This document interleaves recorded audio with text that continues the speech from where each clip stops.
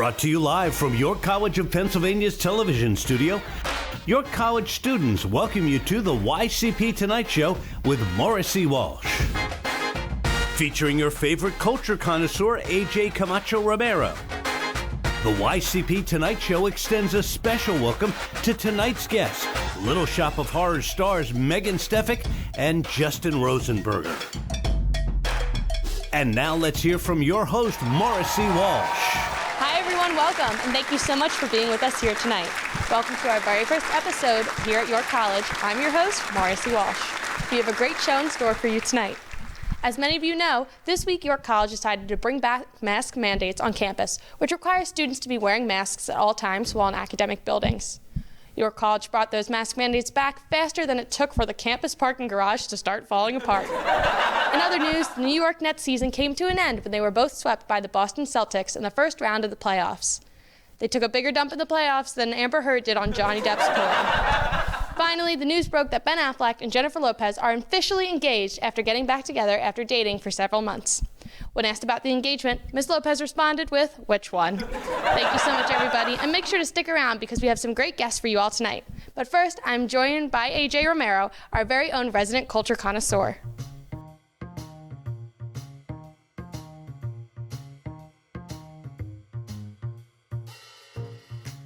Hey guys, I'm Akira Camacho Romero, and this is Culture in 5. Have you ever wondered what it's like in a Caribbean kitchen? You have a sea of ingredients, but you only use one. One person's doing all the cooking, but then you have the tia that's worse, she's Gordon Ramsay. Tú necesitas adobo, pique, orégano, cumin y toda esa vaina. Pero ¿por qué no? Ay! But then there's that little cousin who's the picky eater, and just when everybody's enjoying the food, they go, "What is this? This is bad, I fall." But then you thank God for their mom, who gives them that unique Caribbean stare. It's the stare that says, if you don't eat this, your next meal will be a flying flip-flop, a chancleta. There's something so special about Caribbean mothers, especially when they help you with math homework. They tend to stand right above your neck to the point that you feel their breath on your neck. They could be doing whatever else, and they're really patient and loving the first time. And I really stress the first time. When they have to repeat themselves and it gets to a third time, you bet they're gonna be throwing that broom. That flip-flop, that chancleta, is literally the most incredible weapon any mother or any auntie could ever have. I swear those things come out of nowhere. You could be eating a donut without permission, there they go. You could be drawing on the wall, there you go. You could be trying to get something from the caldero, there you go. If there was an Olympic sport that had to do with throwing chancletas to hard to hit places and people and whatever, you would see all the Caribbean mamas going like, "Hey!" You would see Jamaica, Puerto Rico, República Dominicana, Haiti, Cuba, the Bahamas, and even Virgin Islands. You would see all of them. Their mantra is, "Chancletas build character." Growing up, you tend to think twice about doing something wrong because you literally feel the air molecules forming as if the chancleta was coming at your face. I have mad respect for all the mamas out there, but also for everything they touch because the power that they have will convert anything they touch to a disciplining weapon. So in the spirit of an early Mother's Day, I wish all the mamas out there a happy Mother's Day. Que vivan las mamás.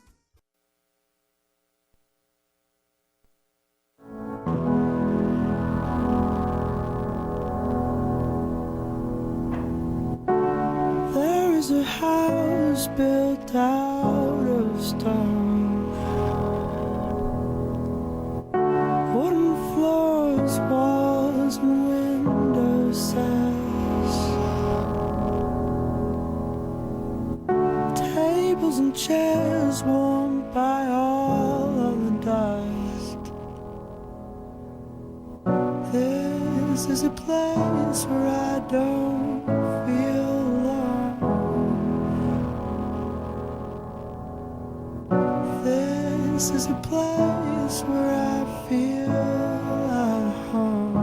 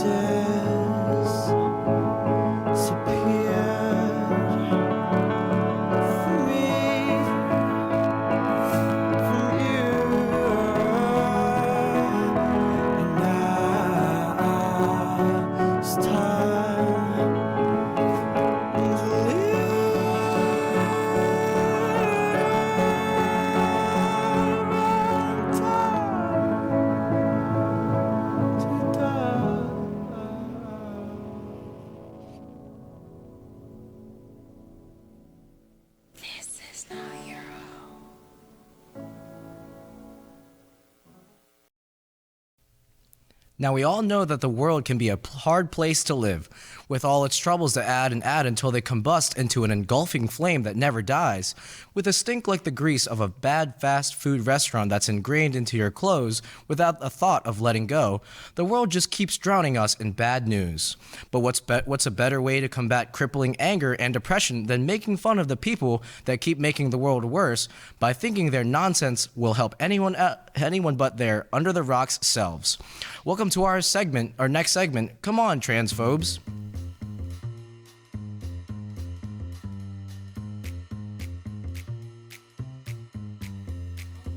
LGBTQ individuals are constantly facing discrimination and hate for being who they are. And unfortunately, hate is back at it again as anti-trans laws campaigns sweep the nation. For those who don't know, transgender is an adjective that describes an individual who does not align with the sex that they were born with. Like any human trait, transgender is a term that encompasses an entire spectrum of identities. The two most commonly known are trans men and trans women. Transphobes are so focused on hate that sometimes they don't even understand what they're hating. Trans men are not women. Trans women are not men. Well, yes, that's correct. Thanks for aggressively agreeing with transgender identities. Seriously, if you're going to hate people for something they can't control, then at least know what you're hating. It's like hating a cat for being hairless because you don't understand that they're a hairless breed. Trans men refer to individuals who were born as a female and identify as a male. Trans women refer to individuals who were born as a male and identify as a female. Now, recently, the country has seen anti-transgender affirming care laws and anti-trans sports laws hit legislatures in states such as Utah and Texas. Not only do these laws endanger the lives of transgender youth, they are also highly discriminatory. Transgender supporters have stepped up to fight against these laws. A protest in Austin, Texas on March 14th saw an 11-year-old trans activist, Kai Shapley, once again stand up against transphobic measures. Addressing Republican Governor Greg Abbott, Shapley asked that adults act like the adults in these situations. She stated, "It makes me upset because we are the children here. I do not like spending my free time asking adults to make good choices. I've been having to explain myself since I was 3 or 4 years old. Texas legislators have been attacking me since pre-K. I am in the 4th grade now. Do you hear this? Children are asking adults to stop acting like children. What has this world come to? Because I could have sworn that when the children sing, the new world begins not when the children cry. It seems like adults are more likely to act like preschoolers than preschoolers."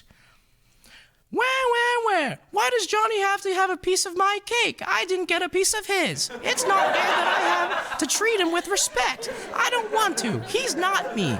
While on the verge of losing everything she knows and everyone she loves, Shapley is standing up against adults who have nothing to lose as they choose to keep acting like children having a tantrum. "Mom, Johnny can't have the same toy as me because he has brown hair. I mean, come on, Gregory. Everyone deserves to have the same access to health care that allows them to live happily and full of lives." On another note, due to the controversy surrounding trans athletes participating in sports with cisgender contestants aligning with their identifying gender, someone felt that it was necessary to doctor photos of a trans athlete to make them look more like the idealized appearance of their identifying gender. That's like little Sue running to the grocery store to buy fruit, only to find apples, bananas, and peaches with bruises all over them. Well, that just can't do. They don't look anything like Best Magazine's image of this week's prized apple. So what does little Sue decide to do? She paints over the bruises with similar colored fingernail polish. That doesn't hide the taste, Sue. The fact you'll probably poison your dinner guests with that method. Leah Thomas, a trans NCAA competing swimmer, became a victim to this flawed thinking. NBC released doctored photos of the trans athlete in March that removed any type of natural blemishes of the athlete in a poorly executed way. Leah Thomas was already surrounded by controversy for participating in swimming competitions with cisgender women. People believe that the athlete has advantages over her fellow women competitors due to her being male to female transgender. What most people don't know is that Thomas is undergoing estrogen hormone therapy during her gender transition. Estrogen hormone therapy causes breast development, a redistribution of facial and body fat, reduction of muscle mass. This basically negates the main reason for the controversy to begin with. The doctoring of Thomas's images does nothing but put cisgender idealistic appearance standards onto the athlete. I mean, look at this picture of Leah Thomas. She's beautiful. Why would you want to erase the athlete's beauty? Oh, right. Oh, that's right, because transphobes can't go on without harming another human to save their lives. We have a great show for you tonight. When we get back, what do the Vegas betting odds say about who is in league to score a trophy and how things are turning out? York College's athletics are also gearing up for the end of their season, and of course, we'll be seeing a live performance of Suddenly Seymour from stars of York College's Little Shop of Horrors. Don't go anywhere. We'll be right back. Our oceans need your help. In 2020, it is estimated that between 50 and 70 trillion pieces of trash are in the ocean at this moment. This problem is not only polluting our waters, but is harming our beloved sea life. With your help, we can do something to save our oceans before it's too late. To find out more about how you can help, visit oceanservice.noaa.gov/saveouroceans.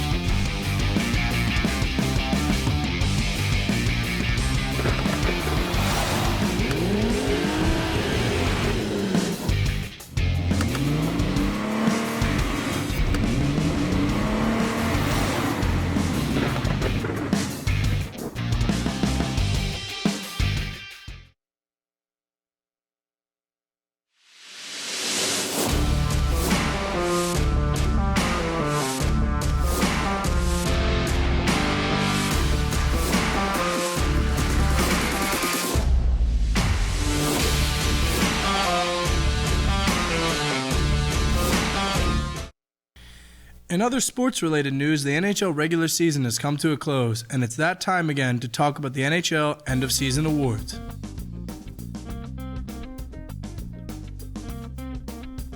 First, let's recap the awards that have to do with the playoffs. The Prince of Wales Trophy is presented to a team from the Eastern Conference that advances to the finals. According to the Vegas betting odds, the 4 teams that are most likely to advance and win this trophy are the Florida Panthers, Toronto Maple Leafs, reigning back-to-back Stanley Cup champion Tampa Bay Lightning, and the Carolina Hurricanes. Next, the Clarence S. Campbell Bowl, which is presented to the team from the Western Conference to advance to the finals.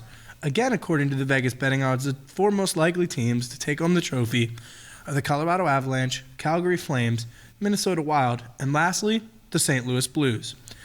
Many dream of this next championship, but few men who have played the sport have gotten their names engraved on it.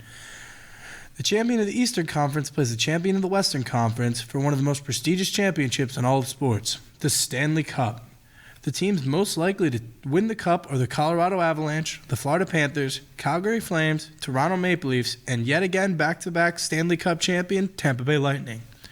Now let's talk about the awards that are given out that have nothing to do with the postseason. Firstly, the President's Trophy. The President's Trophy is an annual award given to the team with the best overall record. This year, the Florida Panthers took home the President's Trophy with 122 points. The next award up for grabs is the Hart Memorial Trophy, which goes to the most valuable player around the league. The race for the Hart Trophy is down to 5 players. Connor McDavid, who is arguably the best athlete in the world today. This season, McDavid has averaged over a point per game, giving him 123 points with 44 goals and 79 assists on the season. Austin Matthews, the best American-born player in the league today and an elite goal scorer, currently has 106 points on the season with 60 goals and 46 assists. Jonathan Huberdeau, who has always been a good player, seemed to have a breakthrough season this year, leading the charge for his team, the Florida Panthers, to win the President's Trophy. Huberdeau currently has 30 goals and 85 assists, tallying 115 points. There's also a goalie in the running for MVP, New York Rangers goaltender Igor Shesterkin. Shesterkin has started 53 games this season, has occurred 36 wins, 11 losses, over 1,500 saves, 4 shutout games, a save percentage of .935, a goals against average of 2.07. Shesterkin has been one of the best goaltenders around the National Hockey League this season and has made himself a case for the MVP. Lastly, Johnny Hockey, or as it says on his birth certificate, Johnny Gaudreau. He has 40 goals and 75 assists, tallying 115 points. The next award is the Art Ross Trophy. The Art Ross is given to the player with the most points during the season. Connor McDavid has sealed this award, tallying 123 points. This will be McDavid's 4th Art Ross Trophy. The next award up for grabs is the Maurice Richard Trophy, which goes to the league's best goal scorer. Austin Matthews takes home the trophy this season after scoring 60 goals on the season. This makes him the first American-born player to record 60 goals in a singular season. One of the last 2 awards we're going to be covering tonight is the James Norris Memorial Trophy, or as it's more commonly known, the Norris. The Norris goes out to the NHL's best defenseman. Cale Makar is the odds-on favorite to take home the award this year, not only showing great offensive prowess, but being one of the best defenders around the league. However, Roman Josi has closed the gap. He's had the highest scoring season by a defenseman since 1993 and had a chance to be the first 100-point season by a defenseman since 1992. Also with high odds is last season's winner, Adam Fox. Another former Norris winner and reigning back-to-back Stanley Cup champion, Victor Hedman. And lastly, teammate of the odds-on favorite Cale Makar, Devon Toews, is likely to take home the trophy, having a breakout year of his own.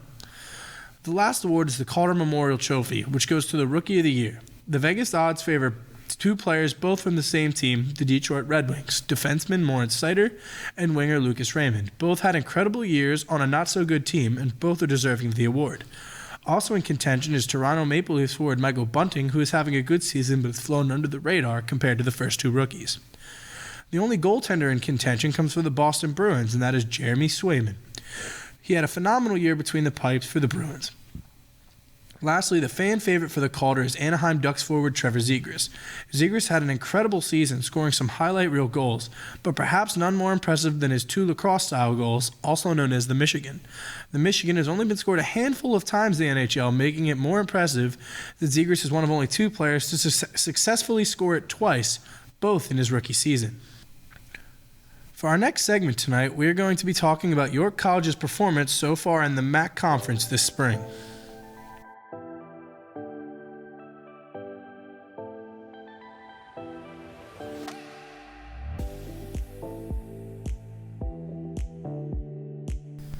For our next segment tonight, we're going to be talking about York College's performance so far in the MAC Conference this spring.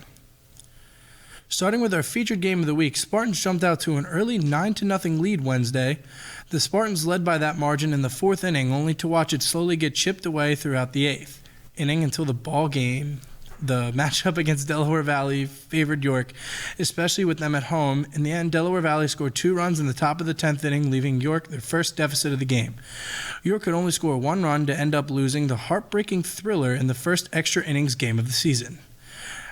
As for our baseball team, the Spartans shouldn't be too disappointed as they are still in the top 4 with other teams with a winning record, Lebanon Valley, Widener, Messiah. All 3 teams are within 3 wins of each other. Following that up, we have men's lacrosse. York headlines the top of the Mid-Atlantic Conference with an 11-2 record. The men's team hasn't let down like always and has continued to be a contender and a top-ranked team in the nation.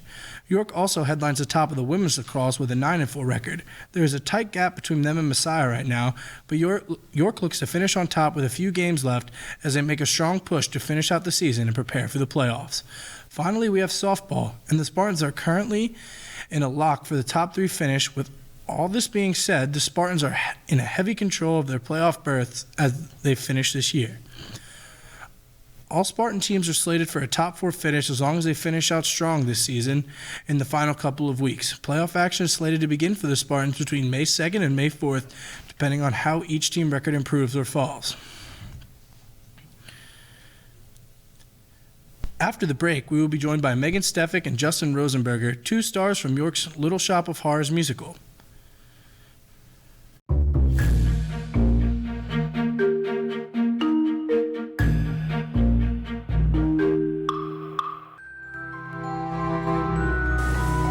Hello, looking for syrup? I think I am. I know the perfect syrup. Follow me.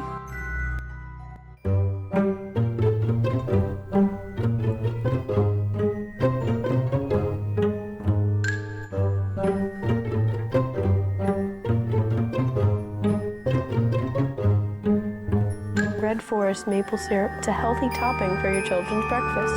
It'll get them up and going for their important day at school. And for your cravings at work, Red Forest maple syrup is made seasonally to quell your seasoned sweet tooth.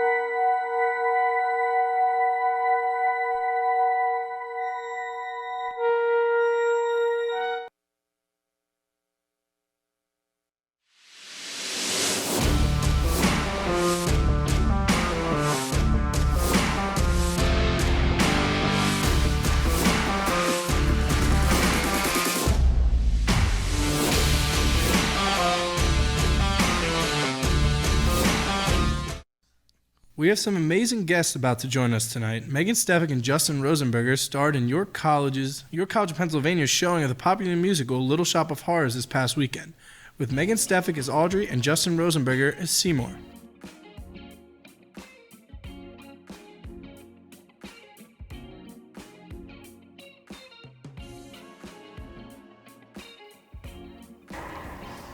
Hi, welcome both of you. Thank you so much for being with here. Thank you so much for being here with us today. Why don't you tell the audience who you are? Well, I'm Justin Rosenberger, and I play the role of Seymour Krellborn. And I'm Megan Stefik, and I played Audrey. That's awesome. So this past weekend, you both performed as the leads in Little Shop of Horrors here at York College of Pennsylvania. So how was the show, and how did it go? It went really amazing. This whole experience was one of the best experiences of my life personally.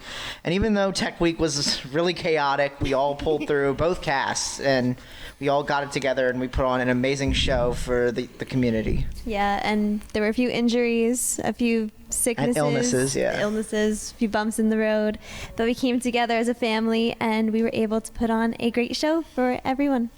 So what's your guys' background in theater that led you to starring in Little Shop of Horrors? I started theater when I was about 4 years old, and I pretty much did it all throughout middle school, all throughout high school, and I probably would have done it all throughout college if it wasn't for COVID. And this is technically my first on-stage musical here at the college, and it's safe to say that this was probably one of the best experiences on stage at York here.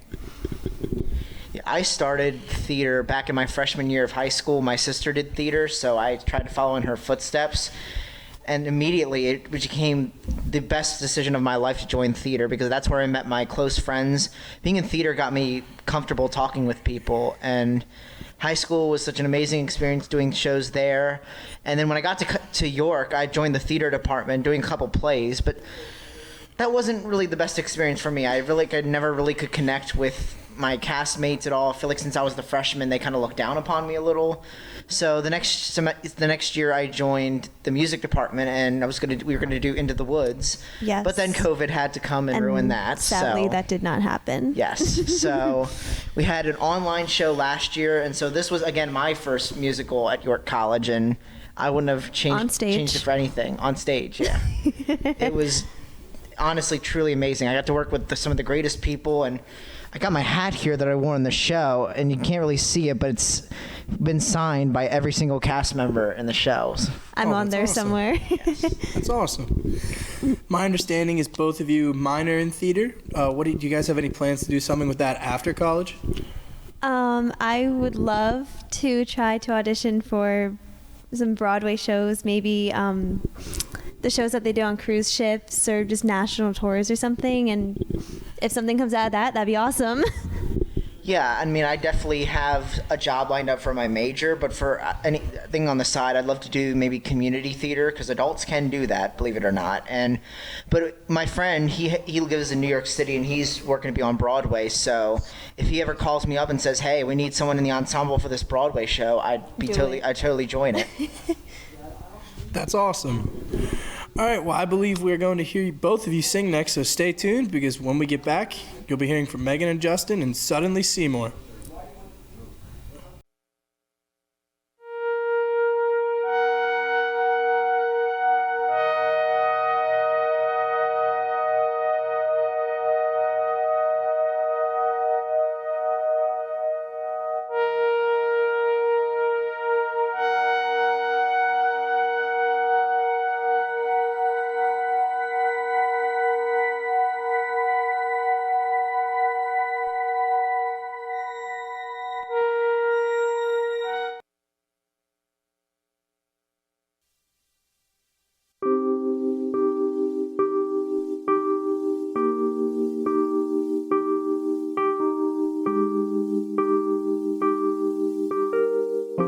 suffocating, Small. broken, isolated, Mistake. Pain. Exhausted. worthless, empty, Lethargic. Cold. Ashamed. Misery.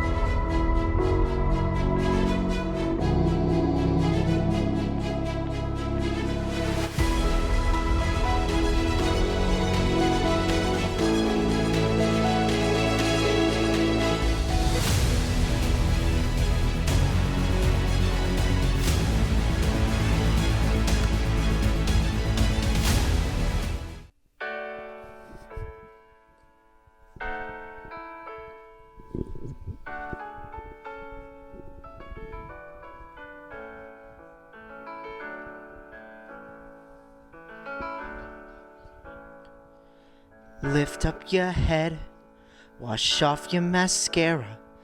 Here, take my Kleenex, wipe that lipstick away. Show me your face, clean as the morning. I know things were bad, but now they're okay. Suddenly Seymour is standing beside you.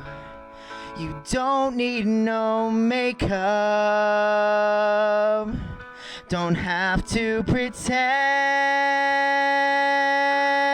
Suddenly Seymour is here to provide you with sweet understanding. Seymour's your friend. Nobody ever treated me kindly. Daddy left early and Mama was poor.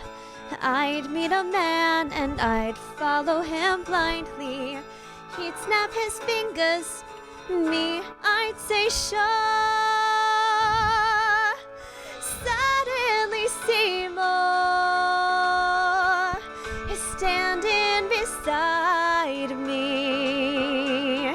He don't give me orders, he don't condescend. Suddenly Seymour is here to provide me sweet understanding.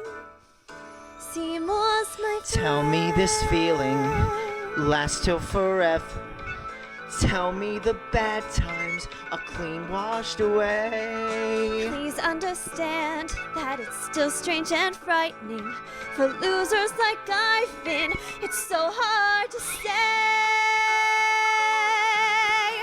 Suddenly Seymour, Suddenly Seymour, he purified me. he purified you. Suddenly Seymour, Suddenly Seymour, showed me again. yes you can be more. The girl that's inside you with sweet understanding. With sweet understanding. With sweet understanding. Seymour's your man.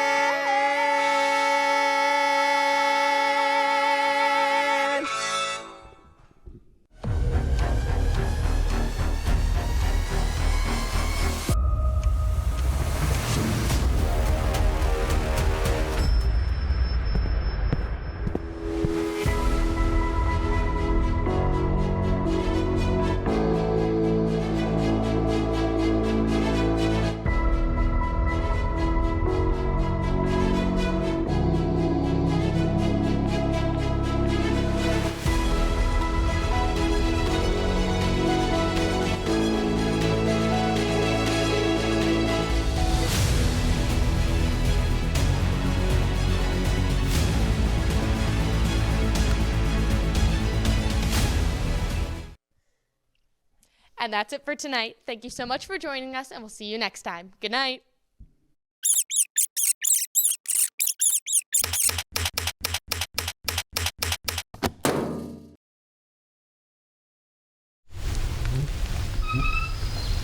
Mm-hmm.